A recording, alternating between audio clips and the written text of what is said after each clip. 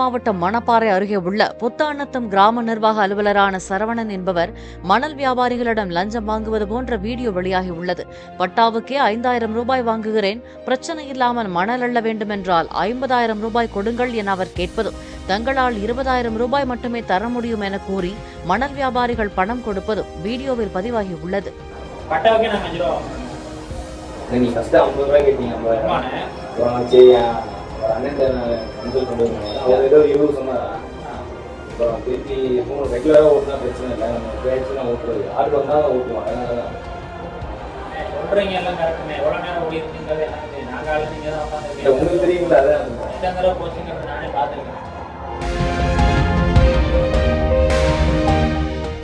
Play store மற்றும் app ஸ்டோரில் இருந்து பாலிமர் செயலியை QR கோடு மூலம் பதிவிறக்கம் செய்யுங்கள்.